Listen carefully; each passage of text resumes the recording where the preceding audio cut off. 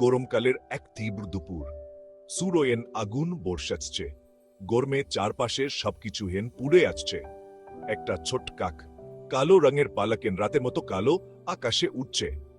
তার ডানায়ন ক্লান্তি অনুভব করছে, কিন্তু সে থামতে পারছে না। সে খুব তৃষ্ণার্ত ছিল। তার গলায়ন মরুভূমি, তার মুখ খোলা এন একটু পানির জন্য আকুল। পানি, পানি, কাকটা ভাবল, আমার পানি খুঁজে বের করতে হবে। সে চারপাশে তাকাল, কিন্তু কোথাও পানির চিহ্ন নেই। সে উড়তে লাগল ঠান্ডা পানির খুঁজে। তার ডানায়ন আরো ভারী হয়ে উঠছে, কিন্তু সে হাল ছাড়ল না। সে অনেক খুঁজল, কিন্তু সব জায়গায় শুধু শুকনো মাটি আর শুকিয়ে আয়া গাছপালা। চারপাশের দাসিয়েন আরো নিরাশাজনক হয়ে উঠছে। বেচারা কাকের মাথা ঘুরতে শুরু করেছে। তার ডানায়ন আর উড়তে পারছে না। ক্লান্তি তাকে গ্রাস করছে। তার তাড়াতাড়ি পানি খুঁজে বের করতে হবে, না হলে সে তো গরমে অজ্ঞান হয়ে পড়বে। তার চোখে ভয়ের ছাপ। সে জানে এ সময় ফুরিয়ে আসছে।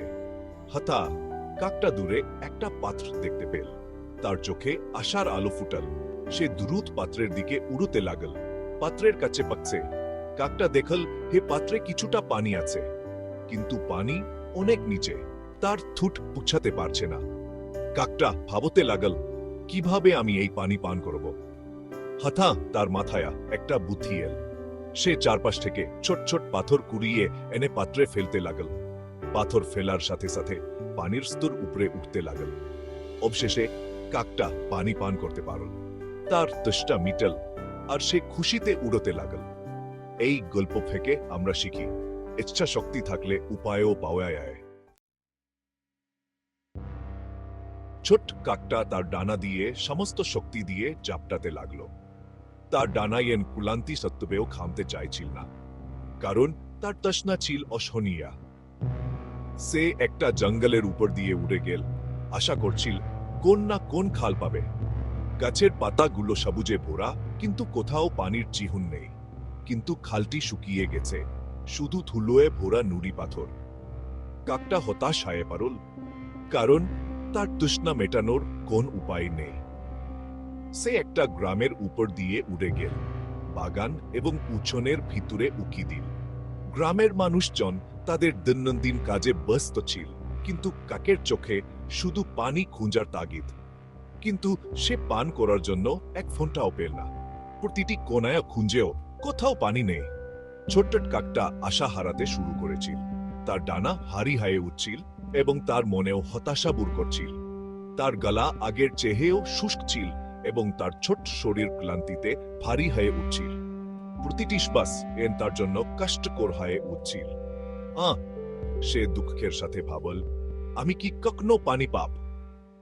তার মন ভরে উঠল দুশ্চিন্তায়, কারণ সে জানত পানি ছাড়া সে বাঁচতে পারবে না। তখন সে ভাবল সে আর এক আচ্ছিও উড়তে পারবে না। তখন সে দূরে কিছু একটা দেখতে পেল। তার চোখে একটুখানি আশা জাগল এবং সে তার শেষের শক্তি দিয়ে সেই দিকে উড়ে গেল। বাগানের এক নির্জন কোণে, ঝোপের আড়ালে আংশিকভাবে লুকিয়ে আছে একটি লম্বা মাটির কলসি। এর একটি লম্বা সরু ঘাড়া এবং একটি গোলাকার পটপেটুক্ত ভিত্তি ছিল। কাকটি তার দিকে ঝুঁকে পড়ল। তার হৃদয় আশায় কাঁপছিল। ভিতরে কি পানি থাকতে পারে? কিনারার উপর দিয়ে উকি দিয়ে কাকটি নিচে কিছু একটার ঝিলিক দেখতে পেল। তদন্ত করার জন্য সে তার ঠোঁট ডুবিয়ে দিল। হ্যাঁ, এটা পানি ছিল। কাকটি খুশিতে আত্মহারা হয়ে গেল। অবশেষে সে পানি পেয়েছে। কিন্তু তার আনন্দ স্থায়ী হয়নি।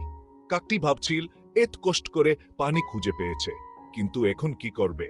কলসির হাড়া খুবই সরু ছিল। কাকটি বুঝতে পারছিল না কিভাবে পানি পান করবে।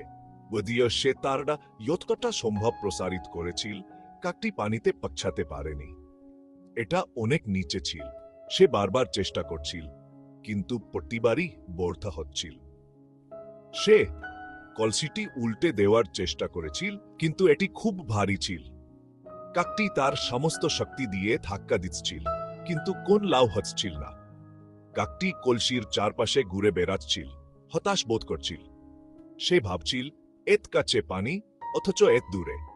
সে শক্ত মাটিতে থক্কর মারল, কিন্তু কোন লাভ হলো না। মাটি এতশক ছিল হে কোন পরিবর্তন হচ্ছিল না। সুস্বাদু ঠান্ডা পানি সেখানে ছিল তার ঠিক সামনে, কিন্তু সে পকছাতে পারেনি। কাকটি ভাবছিল এত কষ্ট করে পানি খুঁজে পেয়েছে, কিন্তু এখন কি করবে? সে এত কাছে ছিল, অথচ এত দূরে। কাকটি হতাশ হয়ে বসে পড়ল, ভাবছিল কোন উপায় নেই কি? কাকটি কলসির ধারে বসে পড়ল, তার মাথা একদিকে হেলে। সে ভাবতে লাগলো আর ভাবতে লাগলো, ওই পানিতে পৌঁছানোর কোন না কোন উপায় থাকতে হবে। সে চারপাশে তাকালো, তার তীক্ষ্ণ দৃষ্টি বাগানটিকে স্ক্যান করছিল। তারপর সে আকর্ষণীয় কিছু লক্ষ্য করল। কলসির গোড়ায় ছোট মসৃণ নুড়ি পাথর ছড়িয়ে ছিটিয়েছিল।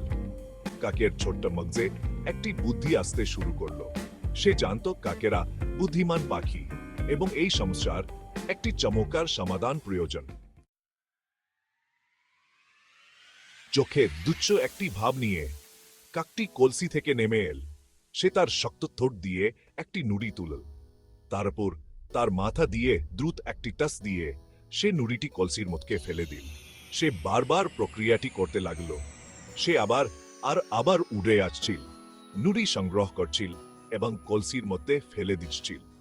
সে জানত এটা সহজ হবে না, কিন্তু সে পানিতে পৌঁছাতে দৃঢ় প্রতিষ্ঠা ছিল। ধীরে ধীরে কিন্তু নিশ্চিতভাবে কলসিতে পানির স্তর বাড়তে শুরু করলো। প্রতিটি নুড়ি পানিকে উপরে একটু একটু করে নিয়ে আসছিল। কাকটি অক্লান্ত পরিশ্রম করেছিল, এমনকি এখন সূর্য তার পিঠে তীব্র আলো দিচ্ছিল। সে জানত সে এখন হার মানতে পারে না। সে শুধুমাত্র তার সবাস নেয়ার জন্য এবং সর্বোত্তম নুড়ি নির্বাচন করার জন্য বিরতি নিল। খুব বড় না, খুব ছোট না, তার ধৈর্য ধরতে হবে। কঠোর পরিশ্রম ছাড়া সফল আসে না।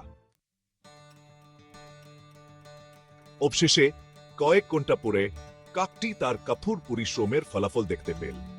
পানির স্তর একটা উঁচু হয়ে গেছে, এসে পৌঁছাতে পারে। এক বিজয় উল্লাস সহকারে সে তার ঠোঁট ঠান্ডা সতেজ পানিতে ডুবিয়ে দিল।